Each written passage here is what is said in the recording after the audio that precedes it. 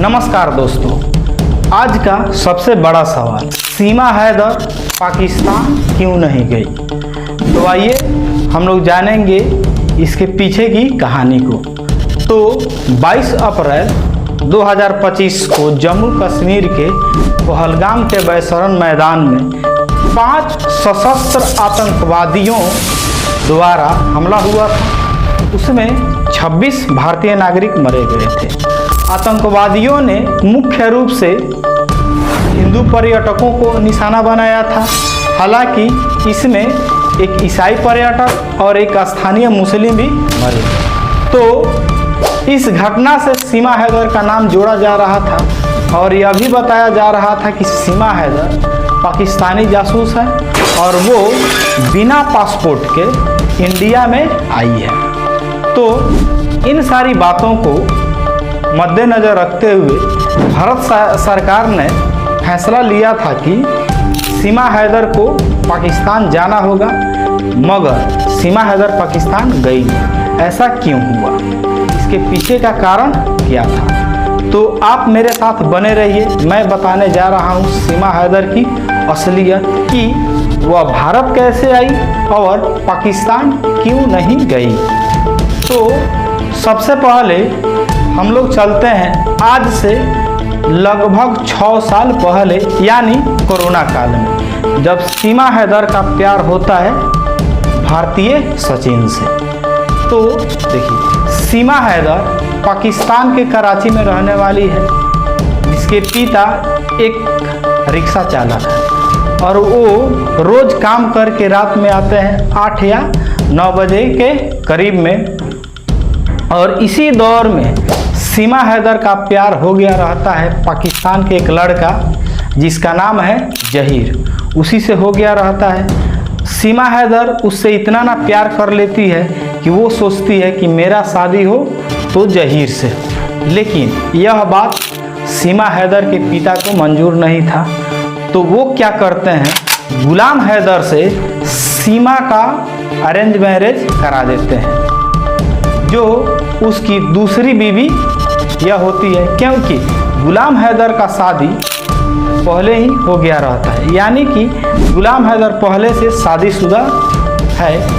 अब देखिए क्या होता है, गुलाम हैदर 2019 में चला जाता है सऊदी अरब। उसके बाद में सीमा हैदर घर पे अकेले पड़ जाती है और इसको लत लग जाता है पबजी का, और पबजी खेलते खेलते इसका कनेक्ट हो जाता है भारतीय सचिन से, और पबजी के माध्यम से ही भारत के सचिन से इसको मोहब्बत हो जाता है। और यह मोहब्बत चलता है 2019 से लेकर कहाँ तक, 23 तक, अभी तक जारी है। तो होता क्या है, 2023 में सीमा के अंदर आता है कि मैं सचिन से मिलूं, तो वह पाकिस्तान से आती है नेपाल में 10 मार्च को। 10 मार्च के दिन में आती है और सचिन से मिलती है। लेकिन बताया जा रहा है कि नेपाल में वह आकर 7 दिनों तक रही, लगभग 7 दिनों तक रही। उसके बाद में 13 मार्च को सीमा नेपाल के पशुपतिनाथ मंदिर में सचिन के साथ शादी रचा लेती है। अब शादी करके यहाँ से फिर चली जाती है पाकिस्तान कराची में। अब उसको अपने 4 बच्चों के साथ में भारत पाकिस्तान के सीमा पार कर भारत में आना रहता है। लेकिन यहाँ पे एक समस्या है। समस्या यह है कि पाकिस्तान से कोई भी एयर फ्लाइट भारत के लिए नहीं है, क्योंकि भारत में पाकिस्तान से प्लेन नहीं आता है और न ही भारत के ऊपर से होकर कोई प्लेन जाता है। तो अब क्या होता है कि सीमा के नाम पर कराची में एक घर होता है, जिसको 12 लाख रुपए में वहाँ पे बेच देती है और लगभग 6 लाख रुपए खर्च करके पाकिस्तान टू दुबई और दुबई टू काठमांडू आती है।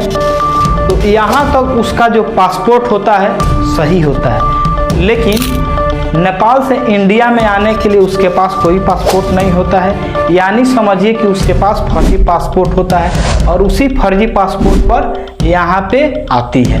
तो यह था इसका फ्लैशबैक। अब इस पहलगाम हमला के बाद भारत सरकार को कहना है कि सीमा पाकिस्तान जाएगी, लेकिन सीमा को भारत की नागरिकता चाहिए। अब न्यू अपडेट यह है कि सीमा के भारत में नागरिकता की फाइल राष्ट्रपति के पास निलंबित है। पता ना नागरिकता मिलेगी कि नहीं, मगर कोर्ट या सरकार के फैसले के बाद ही सीमा पाकिस्तान जा सकती है या भारत में रह सकती है। एक और बात, सीमा को भारत यानी ग्रेटर नोएडा में उसकी एक और बेटी हुई है जिसका नाम है भारती मीना। ठीक है, तो यह था इस घटना के पीछे का पूरा कहानी और सीमा पाकिस्तान क्यों नहीं गई उसके पीछे की कहानी। हम लोग चलते हैं अपने क्लास के तरफ, जो 10th क्लास का मैथ होने वाला है। इस क्लास में हम लोग देखने वाले हैं प्रतिस्थापन विधि को, कि प्रतिस्थापन विधि से यदि युगपत समीकरण दे दे, या युगपत समीकरण है, युगपत समीकरण दे दे तो उसको कैसे बनाया जाता है उसको, क्योंकि प्रतिस्थापन विधि 10th क्लास का इंपॉर्टेंट विधि होता है।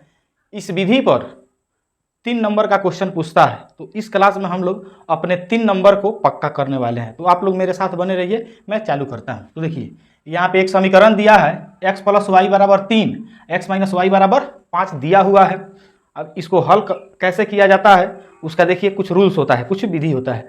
सबसे पहले समीकरण 1 से, या समीकरण 1 है, इससे x का वैल्यू या y का वैल्यू निकालेंगे, या समीकरण 2 से x का वैल्यू चाहे y का वैल्यू निकालेंगे। अब समझिए, यदि समीकरण 1 से x का वैल्यू चाहे y का वैल्यू निकालते हैं तो उस वैल्यू को ले जाकर रखना होगा समीकरण 2 में, और यदि समीकरण 2 से निकालते हैं तो उसको ले जाकर रखना होगा समीकरण 1 में। तो आइए देखते हैं कि मैं जो बात बोला हूँ वह क्या है, कैसे इस पे काम किया जाएगा।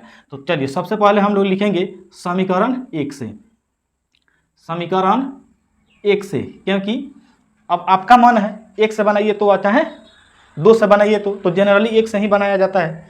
ठीक है, क्योंकि 1 से बनाने में थोड़ा मज़ा आता है, बस थोड़ा लगता है कि सिस्टमेटिक ढंग से काम हो रहा है। तो देखिए जिस समीकरण का नाम आएगा ना उसी समीकरण को उतारा जाएगा। ठीक है, तो समीकरण 1 से लिख दिए x + y = 3।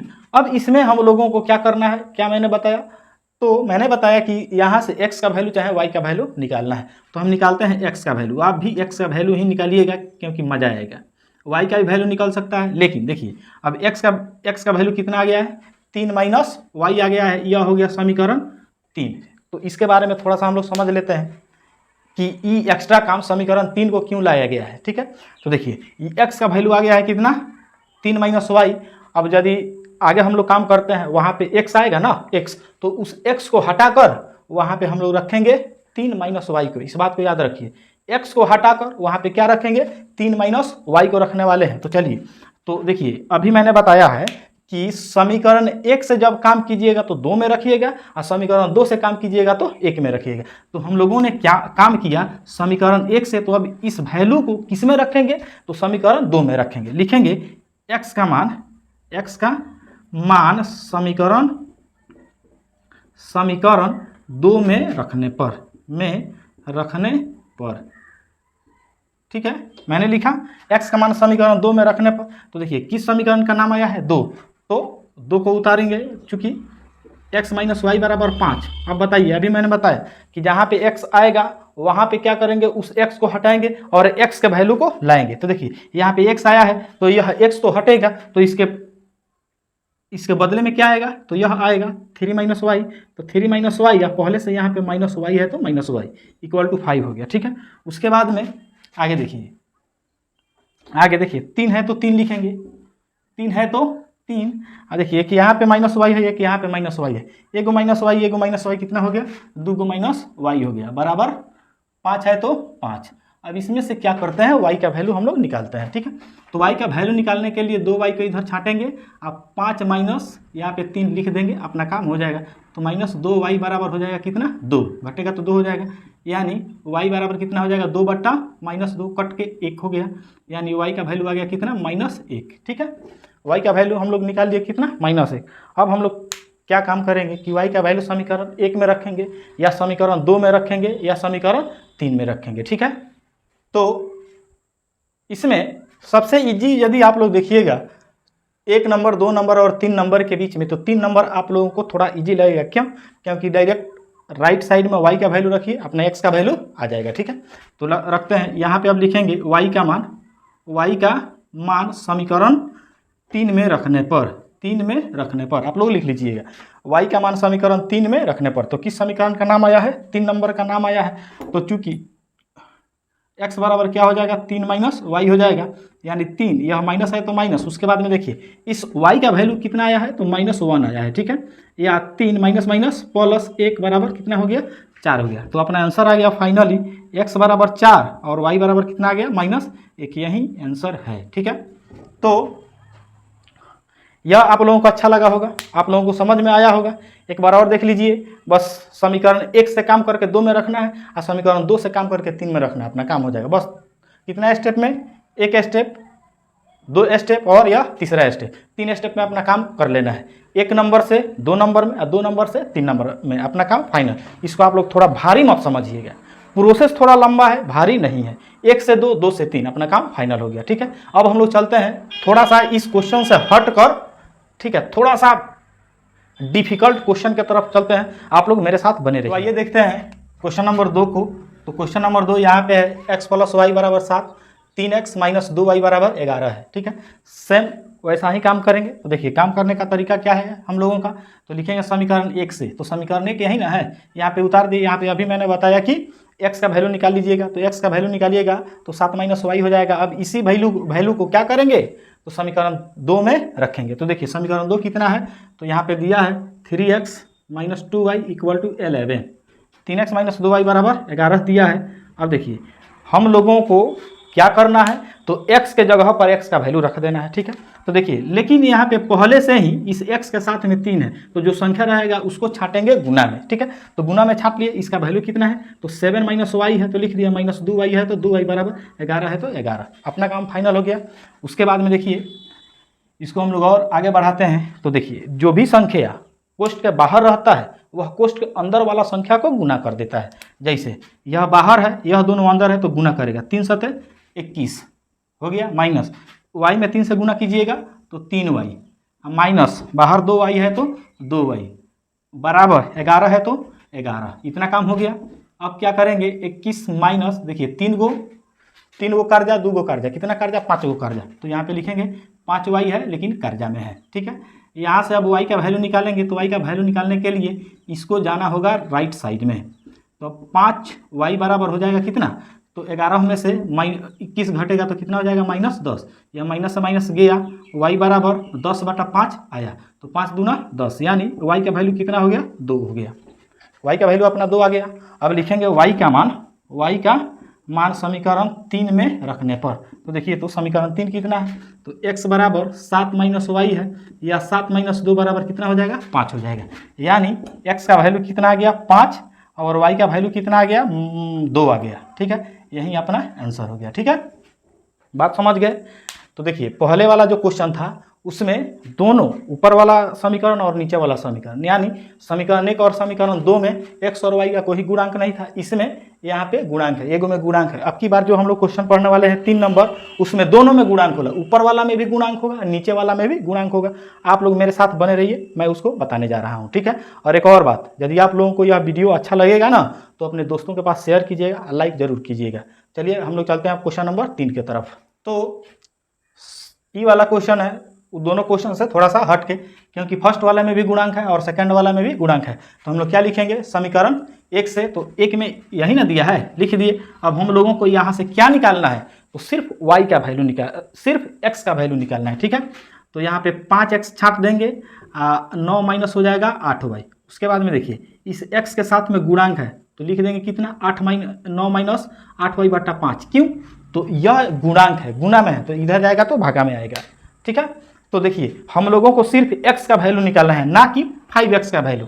सिर्फ किसका वैल्यू निकालना है? x का। अब x के साथ जो संख्या रहेगा ना उस सबको उधर फेंक देंगे। ठीक है, तो इधर फेंक दिए, भेज दिए, यह हो गया अपना समीकरण 3 हो गया। अब क्या लिखेंगे?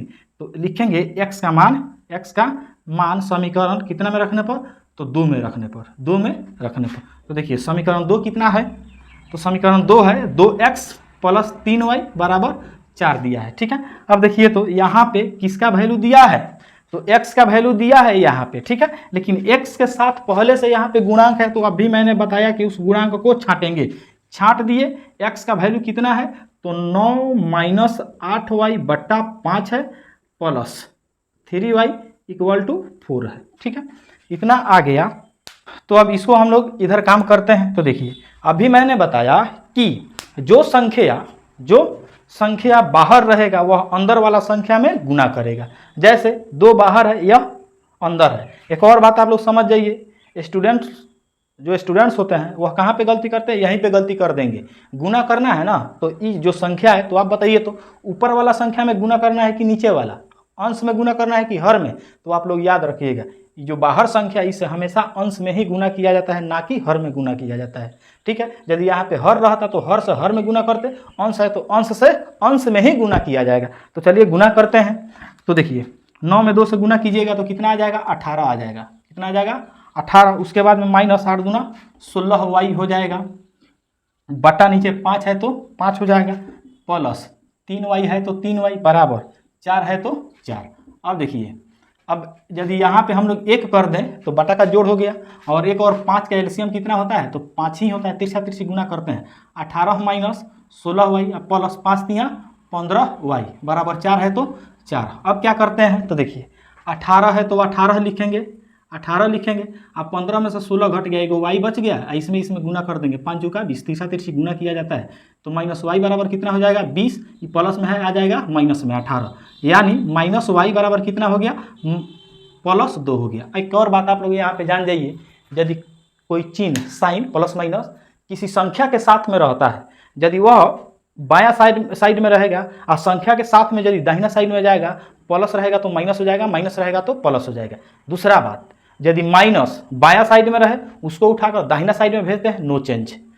कब, उसके पास शर्त है, जब वह संख्या के साथ में नहीं रहेगा तब नो चेंज, और संख्या के साथ में रहेगा तब चेंज। तो देखिए इसको हम सिर्फ भेजते हैं y को, यहाँ से सिर्फ हम किसको भेजते हैं, यहाँ से सिर्फ हम भेजते हैं माइनस को। तो माइनस को कहीं भी लेकर जाइएगा माइनस ही रहेगा। कब तक, जब तक कि इसके साथ में कोई संख्या न जाए। यदि माइनस वाई को भेजते हैं ना तो प्लस वाई हो जाता है, सिर्फ वाई को भेजे, सिर्फ माइनस को भेजे, इसलिए माइनस ही रहेगा। तो ये हो गया किसका वैल्यू, तो वाई का वैल्यू हो गया। अब हम लोग लिखेंगे वाई का मान समीकरण 3 में रखने पर, ठीक है। तो 3 कितना है, इतना है, यहाँ पे लिख देते हैं। चूंकि x बराबर 9 माइनस 8y बटा 5, या 9 माइनस 8 गुना y का मान कितना आया है, -2 आया है, तो -2 बटा 5, यानी 9 माइनस माइनस प्लस 8 दूना 16 बटा 5 बराबर ही हो जाएगा 25 बटा 5, कट के आ गया 5, ठीक है। तो फाइनली आंसर कितना हो गया, तो x का वैल्यू आप लिख सकते हैं कितना, x का वैल्यू 5, y का वैल्यू -2। तो यह था हम लोगों का प्रतिस्थापन विधि से सॉल्यूशन, ठीक है। इसमें क्या करना है, तो समीकरण 1 से काम करके 2 में रखना है और 2 से काम करके 3 में रखना है, अपना दोनों रिजल्ट आ जाएगा, x का भी वैल्यू आ जाएगा, y का भी वैल्यू आ जाएगा। Thanks for watching this video.